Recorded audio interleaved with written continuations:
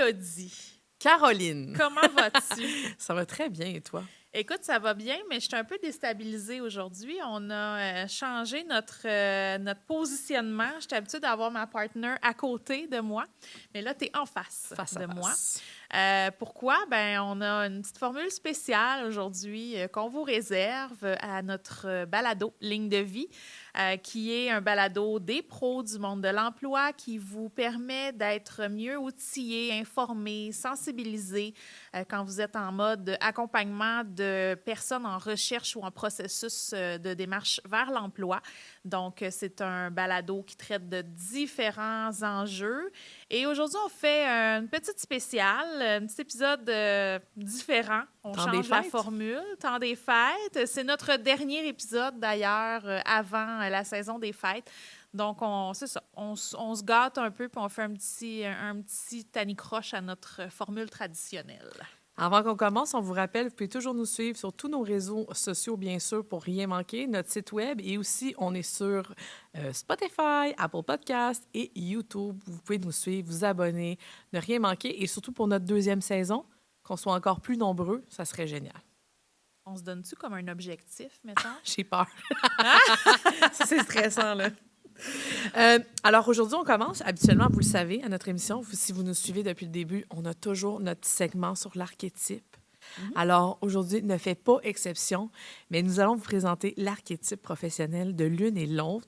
On n'a jamais fait, hein, depuis le début. Non, ouais. on le teste, puis on se réserve aussi un petit conseil à la fin, comme habituellement. Ah, oui, donc, on rappelle, prénom, la date de naissance et puis le poste de la personne. C'est comme ça qu'on arrive à créer ça avec notre intelligence artificielle. Alors, Caroline, j'y vais. Ça va comme suit. Je suis la première. Je t'écoute.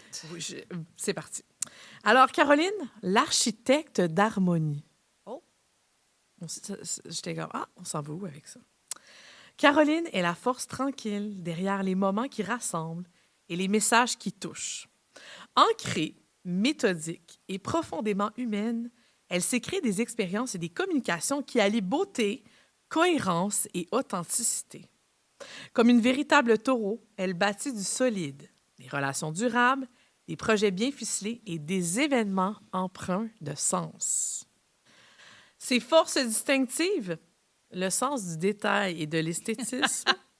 C'est pas moi du tout, ça. La fiabilité absolue, la présence apaisante et rassurante et une vision globale. Puis je le détaille un peu plus, mais elle perçoit autant l'expérience du public que la cohésion interne, assurant que tout soit aligné et fluide. Il y a du stock là-dedans.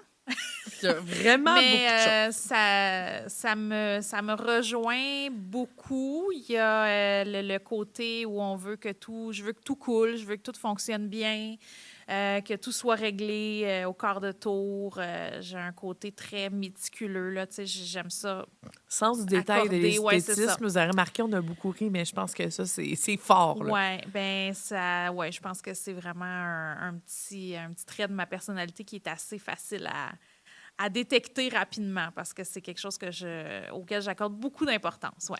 Mais tu sais, quand il dit des projets bien ficelés, des événements empreints de sens, ça aussi, j'aime vraiment ça. Tu as toujours besoin de faire du sens avec tout. Ah oui. Quelles sont la première question que Caroline nous pose quand nous allons faire quelque chose? On dirait que je sais Mais déjà. quels sont les objectifs?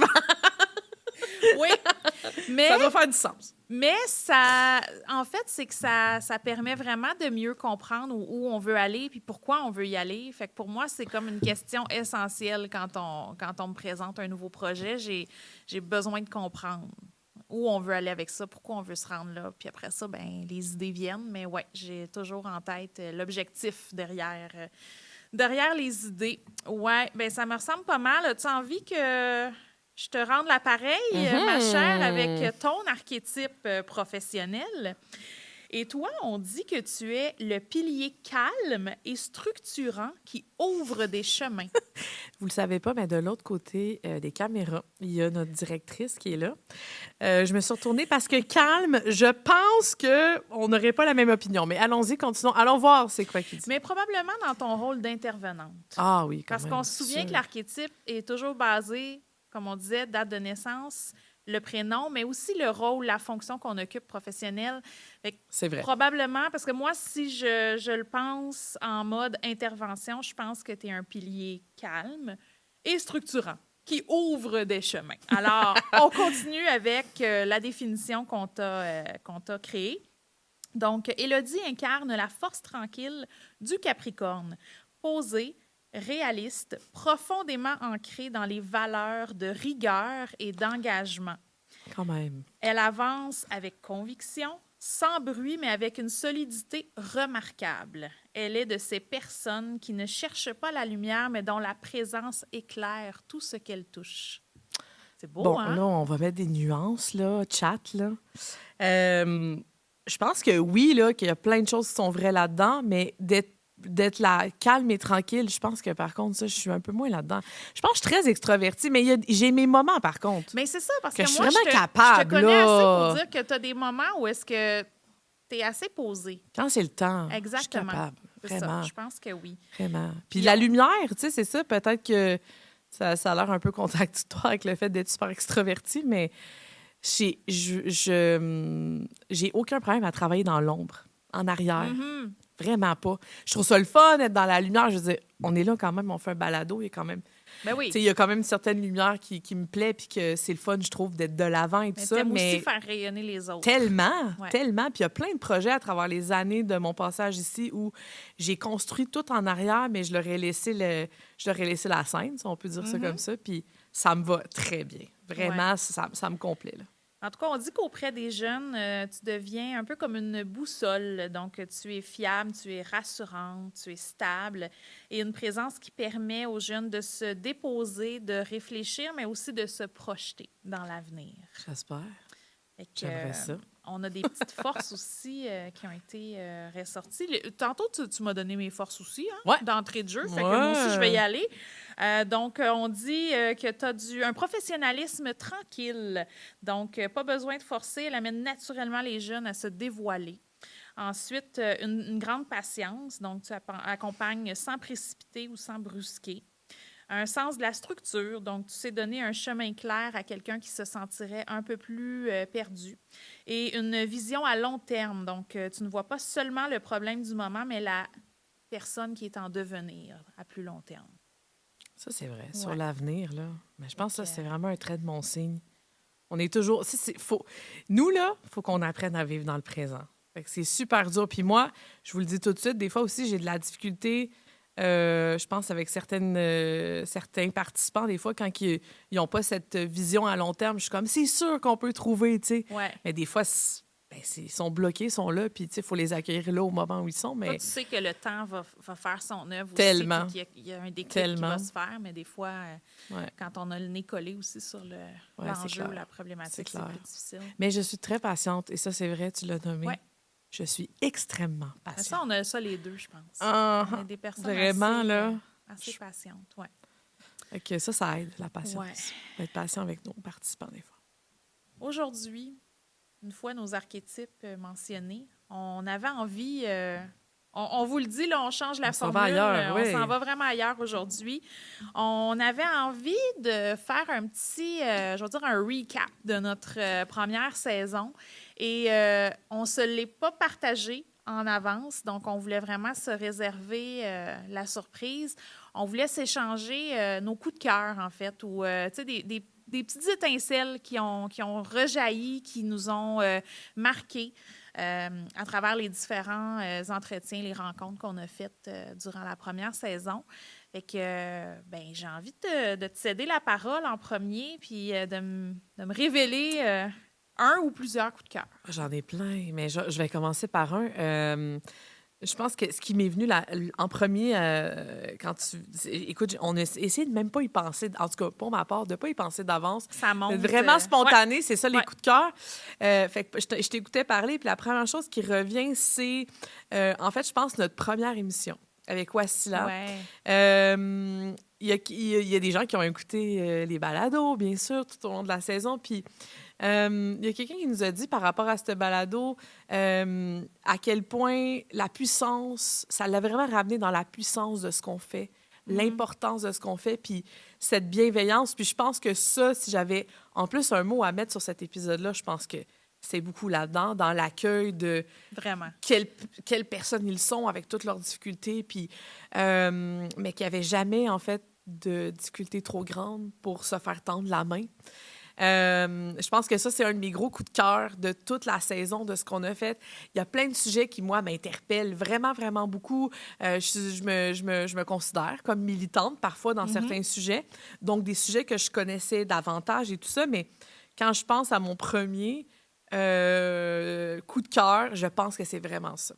Et je trouvais ça beau aussi d'entendre des gens qui découvraient le balado en plus avec ce premier épisode. Ouais.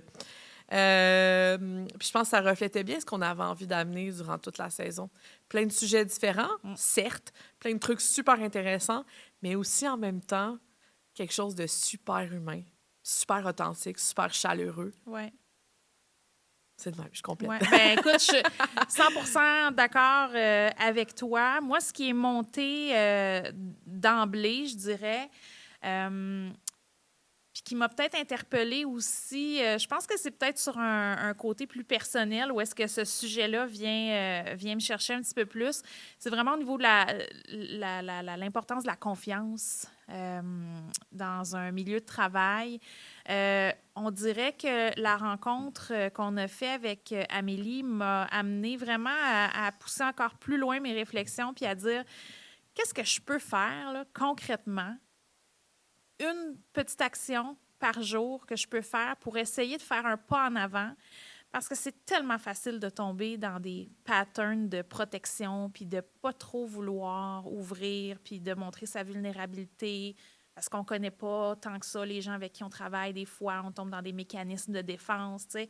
Fait que c'est dur au quotidien de mettre ça en application. Puis ça m'a comme ramené ça, le fait de dire, hey, au moins une fois par jour, là, essaie de revenir là-dessus puis de dire, regarde, là, à ce moment-là, tu aurais pu réagir peut-être autrement ou amener le sujet de conversation plutôt que de t'en retourner chez vous puis de dire, on n'en parlera pas puis pas grave, tu sais, on passera un autre appel demain, tu sais. Fait que ça m'a amené beaucoup à réfléchir, ouais. Fait que je sais pas si je peux appeler un coup de cœur ou une prise de conscience, mais ça m'a beaucoup marqué. Oui, je pense que ça a été ça tout au long des épisodes. Est-ce que c'était tant dans l'apprentissage de nouveaux concepts que des fois dans les réflexions qu'on poussait un peu plus loin? Je pense que ça a été beaucoup là-dedans. Puis moi, un podcast sur lequel, un balado par contre, sur lequel je suis revenue avec quelqu'un dans ma vie personnelle, c'était celui avec Inès, à laquelle on est allé à la rencontre de son parcours. Tout simple, un parcours en plus très positif d'immigration, mais quelque chose qu'on a nommé, puis qui était ça aussi plus personnel à moi, c'est le parcours qui, quand des gens font ce choix-là, là, c'était les parents, là, c'est elle, la mère, avec son conjoint, font ça avec leurs enfants. Tu sais, moi, ça m'a ramené à mon propre parcours. Moi, je ne peux pas attester de tout ce qui est des enjeux liés à l'immigration. Tu sais, quand on arrive, qu'on n'a pas de barrière de langue, quand je ne suis pas une personne racisée en plus, ça fait longtemps que je suis là. J'ai pris, en plus, je veux dire, les gens m'entendent, sont comme... Elle est québécoise. Oh, c'est ça, on se doute même pas. C'est ça. Fait que Mais il y a cet enjeu-là qui revenait de, tu sais, je suis une enfant qui a dû suivre, qui doit partir, qui a vécu ce déracinement, qui a pas... Dans les moments difficiles, les gens sont tous outre-mer. Donc, il y a quelque chose là-dedans aussi que je trouvais super important, puis que finalement, ben, à travers ces balados-là, on a comme, des fois, pas eu le choix de se révéler. Oui, c'est vrai. Puis je trouve ça vraiment intéressant, ce côté-là. T'as raison. Nos échanges, des fois, n'étaient pas seulement dans un niveau d'apprentissage, mais aussi dans un niveau très personnel et dans différentes dimensions. Puis j'ai envie de dire aussi qu'un gros coup de cœur de cette saison, qui est très général, mais on rencontrait des gens qu'on connaissait un peu moins, un peu plus. Ouais.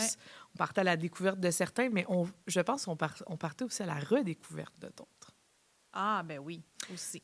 De certains de nos collègues. Qu'on pense connaître, puis finalement, autour du micro, on se rend compte qu'on les connaît peut-être pas tant que ça. Vraiment? Ouais. Vraiment. Puis, tu sais, si je peux partager, moi, comme je disais dans cet épisode-là avec Kasia, que je lidais aussi cette équipe jeunesse. Donc, Kasia, qui est une des membres de mon équipe, où je lui demande qu'est-ce qu'elle fait au quotidien dans cette partie de coaching. Même moi, j'ai l'impression d'en apprendre davantage sur ses techniques, son intervention, sa vision des choses. C'est quelque chose au niveau macro qu'on ne regarde pas beaucoup. On ne se regarde pas tant en tant qu'équipe. Toi, c'est comment tu...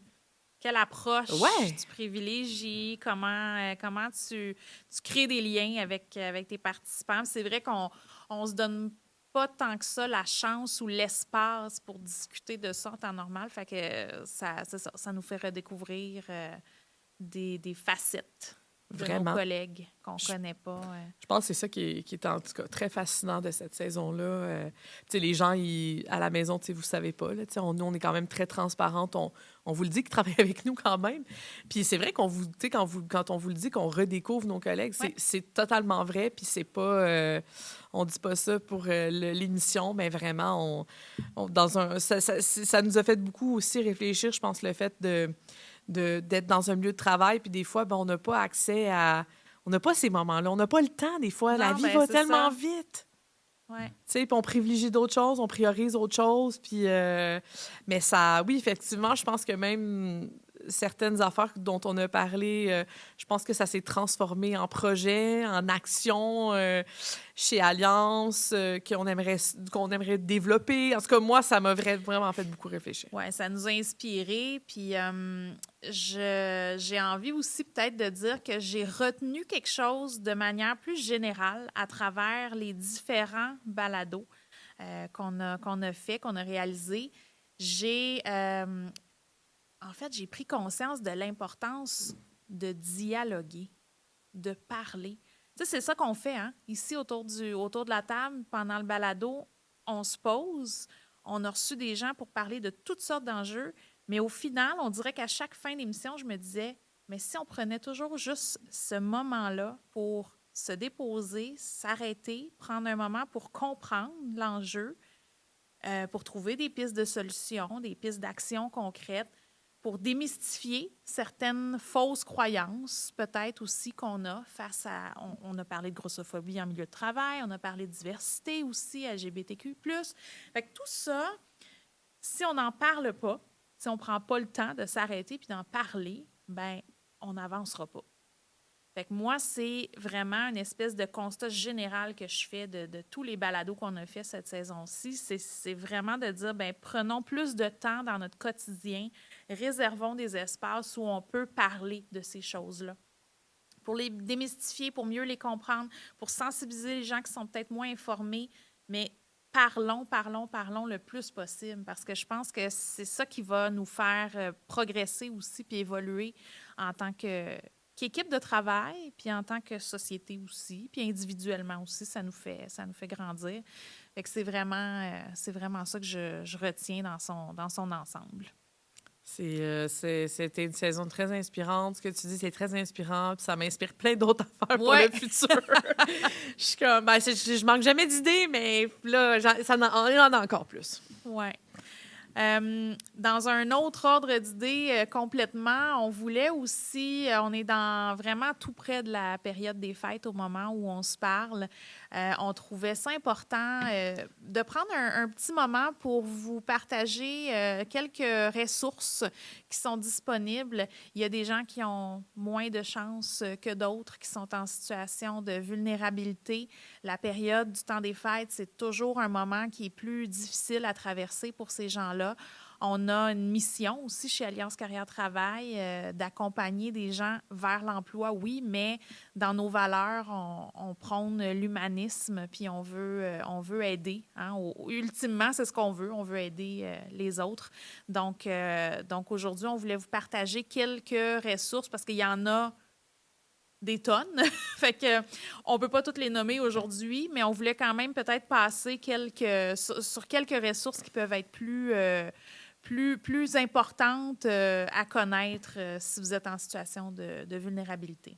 Non, puis je pense que c'est important de le dire, là, les ressources, il y en a vraiment beaucoup, mais malgré tout, en tout cas, ce qu'on réalise dans la pratique, dans notre milieu, etc., c'est que les gens, ils les connaissent pas tant.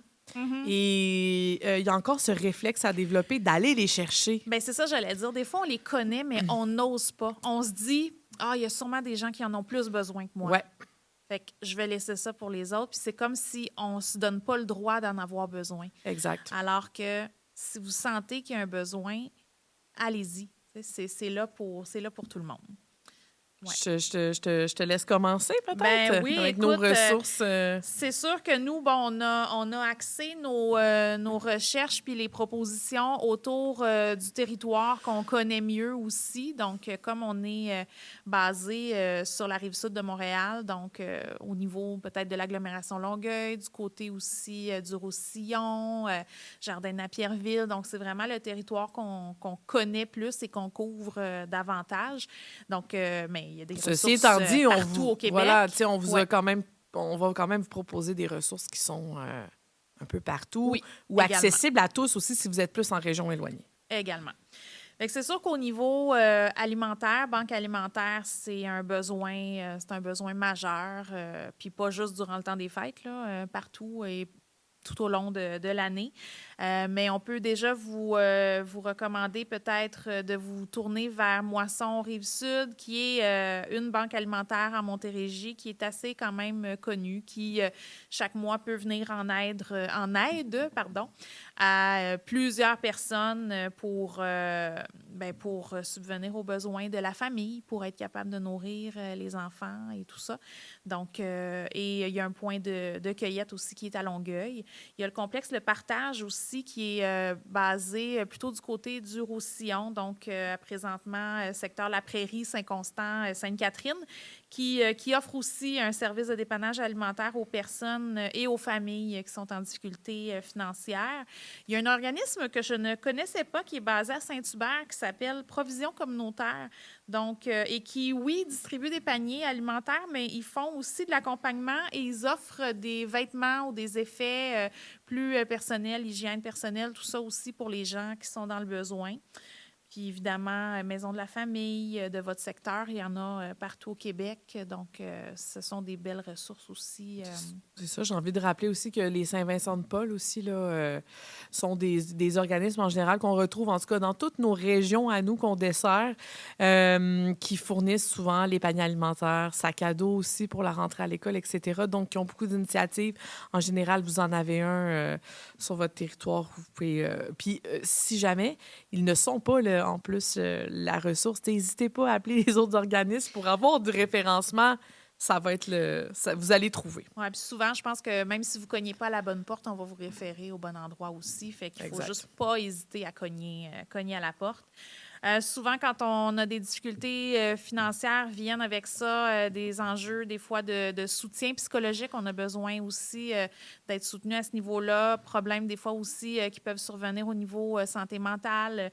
Puis, ça peut être avec ou sans difficulté financière, mais c'est que souvent, la difficulté financière va engendrer aussi une certaine, des fois, peut-être plus de détresse psychologique aussi.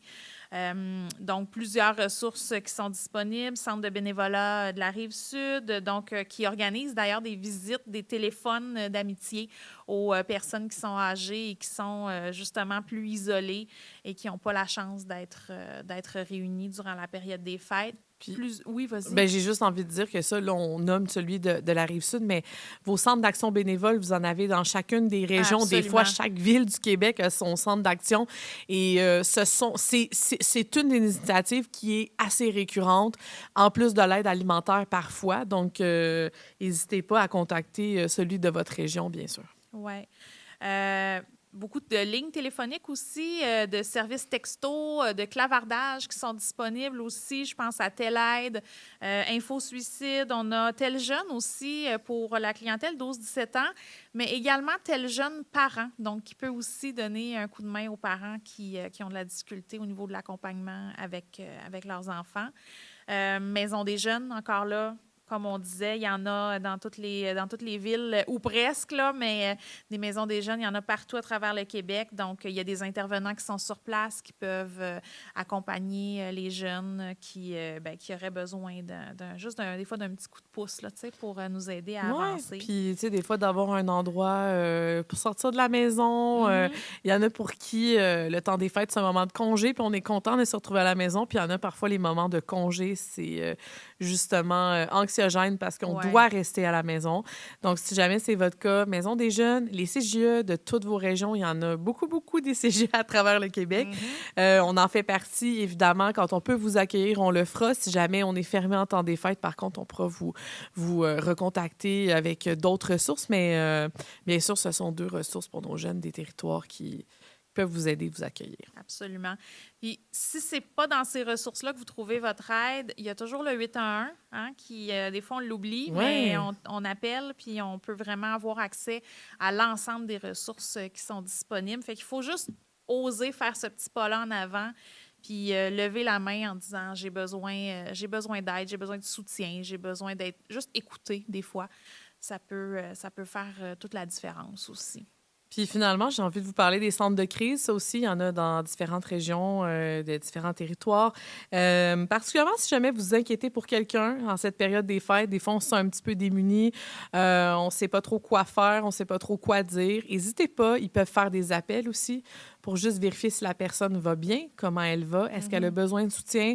Je pense que ça, c'est une belle ressource pour aussi les gens de l'entourage qui en auraient besoin puis qui ont besoin d'accompagnement des fois, même pour toutes sortes d'enjeux de santé mentale, de proches. Ça peut faire vraiment la différence. Oui. Puis tu m'as appris ça, d'ailleurs, que les centres de crise pouvaient appeler des gens qu'on connaît, puis pour qui on a peut-être un peu d'inquiétude, qui se sentent un peu isolés, qui vont moins bien. Fait que ça, je trouve que c'est vraiment... Petit échange, petit partage, mais c'est quelque chose depuis, surtout que je suis intervenante, mais que ça fait des dizaines de fois que j'utilise. Là. Même pour dépendamment clients, participants, dépendamment les milieux que j'ai été, puis même des gens dans ma vie de tous les jours. Moi, je suis super vite sur la gâchette par rapport à ça. Je trouve qu'on n'est jamais trop vite, en fait. En fait, c'est ça, j'allais dire. Super vite, c'est... On fait jamais ça pour rien. Ça. On a cette impression-là. Là, ça va peut-être être pour rien que je vais communiquer avec. Puis ça m'est déjà arrivé, malheureusement, de devoir communiquer avec les services de police, mais on a toujours l'impression, mais si je le faisais pour rien, c'est jamais pour rien. Non, c'est ça. Et même si la personne est comme tout va bien, je pense que c'est vraiment le fun de savoir qu'il y a quelqu'un, peut-être quelque part, qui se dit, je voulais juste vérifier si t'allais bien. Ouais. Fait que oui, super belle ressource. Moi, je l'utilise plein de fois. Je continue à l'utiliser. Je le fais, heureusement, pas trop souvent. C'est ça, j'allais dire. On ne veut pas utiliser cette ressource-là trop souvent, mais il faut savoir que ça existe. Mais très belle ressource, oui, effectivement. Puis, il peut accueillir les gens aussi, si jamais, parce que là, on a parlé d'infosuicide, etc. Les lignes téléphoniques, bien sûr, qui sont disponibles en tout temps. C'est surtout ça l'important, là, la nuit et jour. Là. Mais si jamais vous voulez vous rendre aussi quelque part, les centres de crise, c'est un bon endroit aussi pour faire une pause le temps nécessaire. Oui. Puis, de l'autre côté de cette clôture-là, il y a des gens aussi, des fois, qui se questionnent en disant, pour moi, tu sais, moi, ça va bien, j'ai pas besoin d'aide, mais je veux offrir de l'aide. Je veux venir en aide à ces gens-là qui sont en situation de vulnérabilité. Comment je peux contribuer à aider la société à faire en sorte qu'on puisse faire un petit geste, une petite action, tu sais, qui fait du bien aux autres. Donc, on peut donner de plusieurs façons. On peut donner de notre temps, on peut donner de l'argent, on peut faire des dons en argent, on peut donner des denrées non périssables, des accessoires, hygiène personnelle, tout ça. Donc, il y a différentes façons de donner, mais chaque fois qu'on le fait, il faut se dire qu'on fait vraiment une différence aussi dans la vie. Peut-être juste d'une personne, mais c'est déjà une personne avec qui on a vraiment fait un geste positif qui va permettre à cette personne-là déjà de faire un petit pas de plus. Vraiment, puis tu me donnes envie de rappeler que c'est ça, les collectes de denrées, par exemple, la guignolée, etc. N'hésitez pas, c'est ça. Oui, c'est important. Clairement, c'est le numéro 1. Là. Si vous pouvez donner de la nourriture, faites-le, évidemment. Là. Mais aussi, on oublie, c'est ça, tous les produits d'hygiène, comme tu as dit, brosse à dents, dentifrice, tout ce qui est l'hygiène féminine aussi, parce que ça coûte extrêmement cher. Puis ça, on peut vraiment pas l'éviter. Là. là. Fait que tous ces produits-là, évidemment, essentiels de pharmacie, une paire de bas chauds, tu sais, c'est comme... Ça va faire toute la différence, clairement, pour des gens qui en ont besoin. Puis c'est tous des petits items qui coûtent cher et qu'on doit renouveler dans notre... chez nous. Donc, n'hésitez pas ça à les donner aussi, en plus de la nourriture. Puis essayez aussi de... Moi, je pense que c'est un petit message que j'ai entendu récemment, mais essayez de... Si on peut donner aussi des denrées le plus possible non périssables, qui sont pas périmées aussi, là, qui sont nutritives le plus possible, on essaye de fournir ça dans les paniers de Noël. Une autre chose aussi que je voulais peut-être mentionner, c'est que on peut, prendre des initiatives personnelles, aller porter des denrées, faire des dons, mais des fois, on n'a peut-être pas les moyens ou les ressources pour vraiment faire un don personnel. Il ne faut pas hésiter non plus peut-être à mettre en place des initiatives collectives. Tu sais, en milieu de travail, des fois, on a des grosses équipes de travail, puis on peut dire, hey, on lance un appel à tous ceux et celles qui veulent contribuer, qui veulent donner. On ramasse des denrées ou on ramasse des sous. On va aller faire un don. On choisit un organisme de notre choix sur notre territoire. Fait que ça, c'est une autre façon aussi qu'on peut donner sans que ça nous implique peut-être de façon plus importante financièrement. Tu sais. Fait que, bref, il ne faut pas hésiter à lever la main et à dire, moi, j'ai envie de faire quelque chose pour améliorer la situation des gens plus vulnérables, mais seul, j'ai pas l'impression que je vais vraiment faire une différence. On peut-tu faire quelque chose en gang, tu sais? Exact. Puis, tu sais, juste pour rebondir sur les initiatives personnelles, sans donner des sous, sans donner aussi nécessairement du temps. Moi, ça fait plusieurs Noëls, puis je veux vous le partager. C'est quand même cool que je partage sur mes réseaux sociaux. Si jamais, je fais toujours un petit message. Si jamais il y a quelqu'un qui est seul, le 24, le 25, peu importe dans cette période-là, que nous, on est prêts à l'accueillir à notre table pour Noël. C'est une belle idée, ça. Moi, écoute, de nourrir une bouche de plus à Noël, pour moi, ça change rien. Puis c'est pas plus de temps, c'est pas plus d'énergie. Puis je pense que ça fait 3-4 fois qu'il y a des gens qui s'invitent à notre table qui sont pas de la famille directe, mais qui sont des amis qui sont seuls ou des connaissances sont seuls, puis qui viennent à Noël avec nous. C'est une très bonne idée, honnêtement. C'est une initiative totalement personnelle, mais sans... qui ne demande rien du tout. Mais je suis certaine que tu vas inspirer d'autres personnes qui vont peut-être... d'après moi, je vais voir apparaître des messages sur Facebook quelques jours avant Noël. Mais en tout cas, tu me donnes envie de le faire. Moi, je reçois plus au jour de l'an, là, mais ça aussi, c'est un moment... c'est un moment pas évident. Parce Commencer une année seule, c'est pas cool non plus. C'est comme le moment habituellement où est-ce que, tu sais, on souhaite tous une bonne et nouvelle année, mais quand tu es tout seul, c'est pas évident. Ah, je pense que je vais le faire. Tu viens de m'inspirer. Puis, tu sais, en fait, aujourd'hui, ce qu'on est un peu en train de faire, c'est aussi de rapporter, de ramener l'importance du bénévolat. Ouais. Et ça me donne envie un peu d'introduire notre dernier sujet pour clore l'année. J'espère qu'on pourra l'année prochaine vous faire une émission là-dessus. Fait que, Caroline, je te laisse un peu nous présenter ce qu'on aura l'année prochaine, en tout cas de couler dans le béton ou en tout cas qu'on a envie de faire. J'allais dire, c'est pas couler dans le béton, on est en train de brasser le béton. Oui, c'est vrai. C'est vrai. C'est des idées de thématiques, de sujets qu'on aimerait beaucoup aborder l'an prochain, des sujets qui nous interpellent plus particulièrement. Donc, on fait des approches déjà à cette heure-ci pour tenter d'aller chercher des invités qui vont pouvoir nous en parler. Tu viens d'aborder le sujet du bénévolat. C'est une des thématiques qu'on veut aborder. Des fois, on sous-estime énormément l'impact de ce que peut nous apporter le bénévolat sur le plan personnel. Tu sais, oui, on pense souvent que le bénévolat, c'est pour aider les autres, mais mon Dieu, que ça nous apporte à nous aussi sur le plan personnel. Fait qu'on veut parler de ça. On a le goût aussi de parler d'humour, de se servir, en fait, de l'humour, soit dans les interventions ou même mettre l'humour en avant dans un milieu de travail. Donc, on a vraiment envie de parler de ça aussi. J'ai hâte, ça. J'espère que ça va se réaliser. Ça, je lance dans l'univers, là. Oui, honnêtement, je pense que ça peut être vraiment intéressant. On veut aussi parler de neurodivergence. Donc, on veut d'ailleurs peut-être se concentrer un petit peu plus sur le TDA, donc trouble du déficit de l'attention. C'est quelque chose, je pense, qui touche de plus en plus de gens, ou en tout cas des gens qui ne savaient pas qu'ils étaient atteints d'un TDA, qui le découvrent des fois tardivement. Fait que, bref, c'est un sujet où il y a beaucoup de choses, je pense, à explorer à ce niveau-là. On lance dans l'univers aussi qu'on aurait peut-être envie d'avoir des personnalités marquantes, peut-être même connues. On est capable. On lance ça dans l'univers. Hein? On est là en 2025, on lance ça dans l'univers pour 2026. Tellement.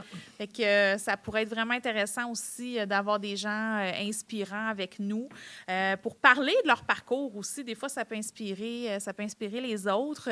On voulait parler aussi, tu te rappelles, de transition de carrière tardive.